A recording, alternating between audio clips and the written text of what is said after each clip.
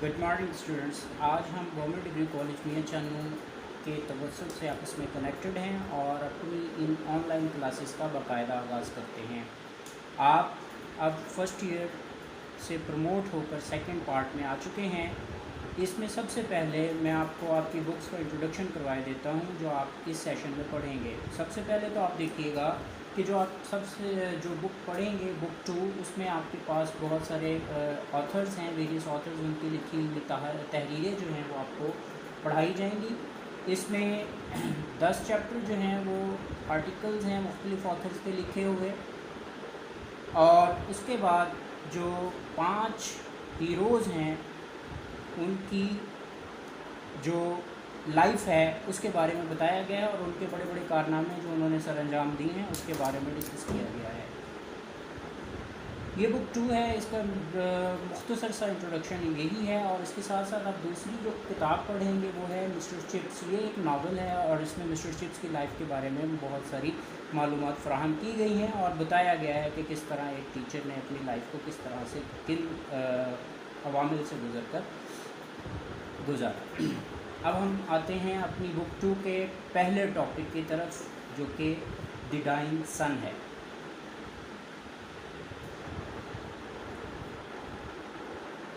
ये तहरीर है एक इंग्लिश ऑथर की जिनका नाम है सर जेम्स।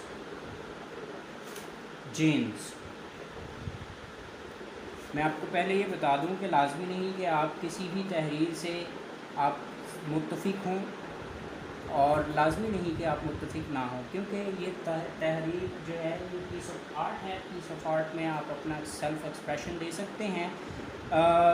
जो सुनने वाले या क़ारीन हैं उनका मुत्तफिक होना लाजमी नहीं है। बहरहाल ये एक अच्छा पीस ऑफ आर्ट है, लिटरेचर का पीस है। आप देखिए कि इसमें जो इसका टाइटल है इसको हम थोड़ा सा आइडेंटिफाई करते हैं कि टाइटल की क्या खसूसियात हैं। इनको हम अगर आइसोलेट करें वर्ड्स को तो सबसे पहला वर्ड जो है ये है आर्टिकल। फिर देखिएगा डाइंग जो है ये सन से पहले आया है, और अब हम सन को आइडेंटिफाई करते हैं तो जो पार्ट्स ऑफ स्पीच हैं उसमें सन नाउन का रोल प्ले कर रहा है। और ऐसा कोई वर्ड जो किसी नाउन को मॉडिफाई करता हो वो इसमें सिफ्त कहलाता है। और इस वक्त यहाँ पर जो सन को मॉडिफाई करता हुआ वर्ड है वो है डाइंग। तो डाइंग जो बेसिकली नाउन को मॉडिफाई कर रहा है ये यहाँ पर बतौर इसमें सिफ्त इस्तेमाल हुआ, और ये इसमें सिफ्त जो है यहाँ पर वर्ब को आईएनजी फॉर्म में लिखा गया है। तो ये जो वर्ब आईएनजी फॉर्म में कन्वर्ट किया जाए और वो फंक्शन रोल प्ले करे इसमें सिफ्त का, एडजेक्टिव का, तो वो कहलाता है इस पार्टिसिपल। और पार्टिसिपल की भी फर्दर काइंड्स होती हैं जिसमें हम प्रेजेंट पार्टिसिपल है, पास्ट पार्टिसिपल है और परफेक्ट पार्टिसिपल है। तो यहाँ पर जो वर्ब की फर्स्ट फॉर्म के साथ आईएनजी का एडिशन किया गया है वो फर्स्ट फॉर्म के साथ आईएनजी का एडिशन इसे प्रेजेंट पार्टिसिपल बना रहा है। तो द डाइंग सन जो है ये इस टॉपिक को हम डिस्कस करने जा रहे हैं। आर्टिकल डी को देख लेते हैं कि आर्टिकल डी की क्या करैक्टरिस्टिक है यहाँ पर इस टॉपिक के साथ उसने एसोसिएट किया है। तो आर्टिकल जो हैं वो दो तरह के होते हैं। एक तो डेफिनेट आर्टिकल जो कि आपके सामने डी लिखा हुआ है, और दूसरा है ए और एन जो कि इनडेफिनेट आर्टिकल्स हैं। और जैसे कि नाम से ही पता चल रहा है कि इंडेफिनेट जो है वो अमूमी मफ़हूम के लिए इस्तेमाल किया जाता है और डेफिनेट जो है वो खुसूसी मफ़हूम के लिए इस्तेमाल होता है। तो वे इसके अलावा भी बहुत सारे इस्तेमालात हैं आर्टिकल के। यहाँ पर जो आप देख लें तो पहले तो ये कि ये स्पेसिफ़िक है, ये यहाँ पर कोई कॉमन अंदाज में उसने कोई बात नहीं की, लेकिन स्पेसिफ़िक किया है सूरज को। वो कौन सा सूरज जो मुरझाता है या मर रहा है या एक्सटिंग्विश होने वाला है, बुझने वाला है, इसलिए ये स्पेसिफ़िक हो गया। तो यहाँ पर आर्टिकल दी का इस्तेमाल हुआ। और दूसरी रीज़न ये हो सकती है इसकी कि जो जितने भी निज़ाम शमसी या जो यूनिवर्स से रिलेटेड या कायनात में मौजूद अजराम फ़ल्की जो हैं उनसे पहले आर्टिकल डी का इस्तेमाल लाजमी है। तो यहाँ सन जो है ये अजराम फ़ल्की का एक पार्ट है, इसी वजह से यहाँ पर आर्टिकल डी है। और दूसरी रीज़न मैं आपको बता दी कि ये डेफिनेट किया गया है, ख़ुसूसी मफ़हूम देने के लिए लिखा गया है। तो ये तो आर्टिकल की हमने यहाँ पर जो प्रेजेंटेशन है इसके बारे में समझा कि ये क्यों दिया गया है यहाँ पर आर्टिकल। दूसरी चीज़ हम देखते हैं कि डाइंग का जो स्ट्रक्चर है वो क्या है। डाइंग आप देखेंगे कि ये बेसिकली लफ्ज़ डाई वर्ब था जिसको मॉडिफाई किया गया है। और एक बड़ी ही जो नोट करने वाली बात है वो ये है कि जो डाई का वर्ड है वो आई और ई पे ख़त्म हो रहा है, और जितने भी वर्ब्स जो हैं वो आई ई पे ख़त्म होते हैं। नॉर्मली हम उसको जब आई एन जी में कन्वर्ट करते हैं, प्रेजेंट जो कॉन्टीन्यूस फॉर्म होती है उसमें कन्वर्ट करने के लिए हम क्या करते हैं, उसका जो आई और ई है उसको हम वाई में बदलते हैं और उसके साथ आई एन जी का इजाफा कर देते हैं। तो ये जो है वो ये डाइंग सन इस तरह से बनेगा कि ये जो इसका आई ई है वो कन्वर्ट हो गया वाई में, और प्लस आई एन जी का एडिशन जो है वो कर दिया गया। ये तो इसके टाइटल का इंट्रोडक्शन है। और इसका मफ़हूम थोड़ा सा है, मफ़हूम की तरफ आ जाएं तो मफ़हूम में हमारे पास इस मरता हुआ सूरज कह लें, आप इसे मुरझाता हुआ सूरज कह लें, या बुझता हुआ सूरज कह लें। बुझते हुए सेंस में भी ये इस्तेमाल हो सकता है, बुझता हुआ सूरज। तो अब ये जो टाइटल है इससे थोड़ा सा अंडरस्टैंड करने की कोशिश करें कि सूरज तो रोशनी का मंबा है, ये सोर्स ऑफ एनर्जी है, और ये अपनी एनर्जी जो है वो जो है बांट रहा है पूरी यूनिवर्स में और बिखेर रहा है अपनी किरणों को। तो ये जो सोर्स ऑफ एनर्जी है ये किस तरह से डाई कर सकता है। तो जो सर जेम्स आर्थर हैं उसके अकॉर्डिंग ये जो सोर्स ऑफ एनर्जी है ये अपनी एनर्जी जो है ये वेस्ट किए जा रहा है, और जो तमाम पोलर ऑब्जेक्ट्स हैं उनको ये हीट प्रोवाइड किया जा रहा है। और जैसे जैसे ये अपनी हीट उन तक पहुंचा रहा है, डे बाय डे इसकी हीट कम होती चली जा रही है।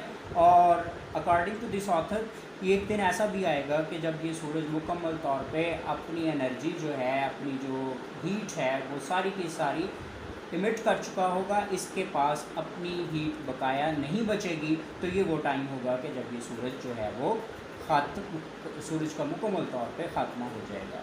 तो इस तरह से जो ये एक सीन है क्रिएट किया गया है द डाइंग सन टॉपिक के ज़रिए कि जो रीडर है उसके माइंड में एटलीस्ट इतना कॉन्सेप्ट आ जाए कि जो चीज़ें वो पढ़ने जा रहा है उसमें कुछ ना कुछ सूरज के बारे में बताया जा रहा है जो अपने फ़ना की तरफ जा रहा है।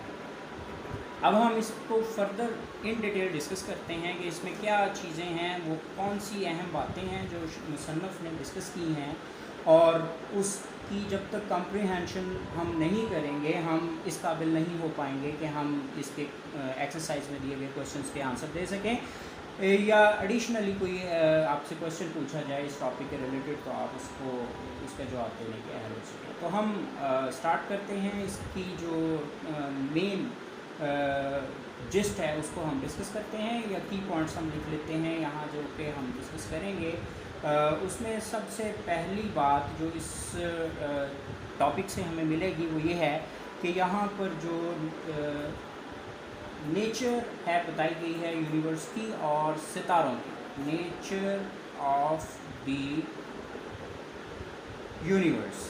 यहाँ पर हमें यूनिवर्स के बारे में प्लस स्टार्स के बारे में बताया गया है कि ये यूनिवर्स कैसी है और यहाँ पर पाए जाने वाले सितारे कैसे हैं। उसमें फर्दर चीज़ें आ सकती हैं, उसका साइज़ आ सकता है, उसकी क्वांटिटी आ सकती है, और सो ऑन। ये हम इन डिटेल इसको बाद में डिस्कस करते हैं। दूसरी चीज़ जो है वो हम इसमें डिस्कस करेंगे वो है planet and beginning of planetary system.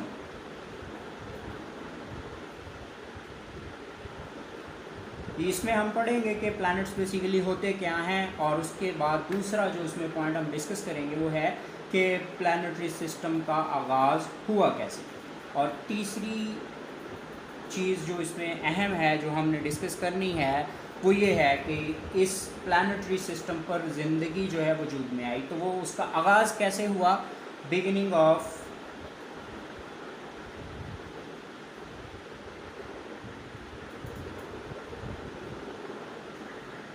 Life on earth. यहाँ अर्थ का जिक्र आ गया जो कि प्लैनेट है, तो इससे पिछला पॉइंट हमारा प्लैनेट्स है। जब हम उन्हें प्लैनेट्स को डिस्कस करेंगे तो डेफिनेटली फिर अगला स्टेप हमारा अर्थ के बारे में होगा कि जहाँ पर हमारी ज़िंदगी का जो वजूद है वो अमल में आया।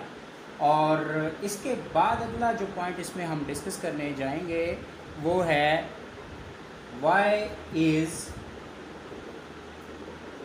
दिस यूनिवर्स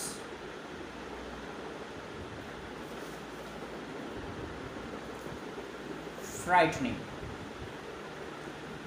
फ्राइटनिंग का मतलब है खौफ में मुब्तला करने वाली। तो कायनात के अंदर रहते हुए हमें कौन कौन से ख़दशात लाहक हैं और कौन सी चीज़ें जो हैं वो हमें खौफज़दा किए हुए हैं, ये टॉपिक जो है इसमें हम इन तमाम बातों को डिस्कस करेंगे। और इसमें जो वेरियस इसके पार्ट्स हैं वो डिस्कस करेंगे और फिर लास्टली इस टॉपिक को कंक्लूड करेंगे। और जो ऑथर की इसमें बताई गई रीज़न्स हैं या जो अपना सूटेबल कंडीशंस हैं उसको डिस्कस करेंगे जो कि हमारी लाइफ के लिए ज़रूरी हैं। Suitable conditions for the existence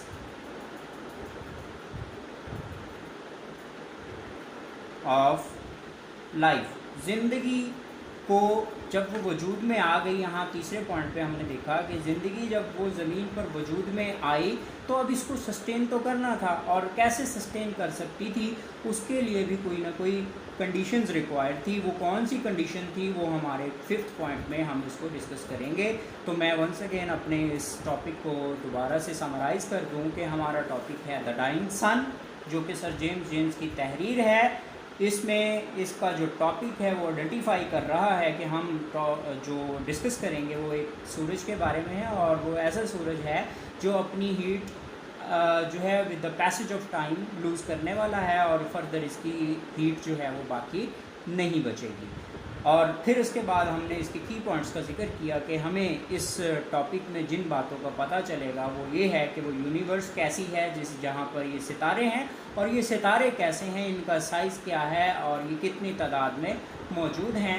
दूसरी चीज़ जो हम डिस्कस करेंगे वो है कि सियारे होते क्या हैं और इन सियाराती निज़ामों का आगाज़ कब हुआ, कैसे हुआ, ये दो बातें हम इसमें डिस्कस करेंगे। और तीसरी चीज़ ये है कि जब ये सियारे वजूद में आए तो उनमें एक सियारा जो था वो ज़मीन था, और वो ज़मीन जो है उस पर ज़िंदगी का आगाज़ किस तरह से हुआ। चौथे पॉइंट में हम डिस्कस करेंगे कि जो हम जिस ज़मीन पर हम रह रहे हैं इस पर जब हम अपनी कायनात को तस्खीर करने की कोशिश करते हैं, अब हम सराउंडिंग एरियाज़ को देखते हैं यूनिवर्स में, तो फिर हमें वो कौन सी चीज़ें हैं जो हमें खौफ में मुब्तला करती हैं, तो वो चीज़ें भी हम देखेंगे। और लास्टली हम इसको कंक्लूड करेंगे उस पॉइंट के साथ जो ऑथर ने बताया है कि हमारी ज़िंदगी जो इस वक्त जो शुरू हुई थी ज़मीन पर, उसको बका पाने के लिए, उसको सरवाइव करने के लिए, ज़िंदा रहने के लिए किन कंडीशंस की ज़रूरत है, और इन तमाम चीज़ों को समाप्त करते हुए हम इसको अच्छे तरीके से देखेंगे। आज के हमारे इस टॉपिक में हमने जस्ट इन फ्यू पॉइंट्स को जो है वो जो है देखा है। नेक्स्ट लेक्चर में इंशाल्लाह हम थॉरली देखेंगे एक एक पॉइंट को कि इसमें किस तरह से उसने क्या क्या चीज़ को वाज़ेह किया है। Thank you so much.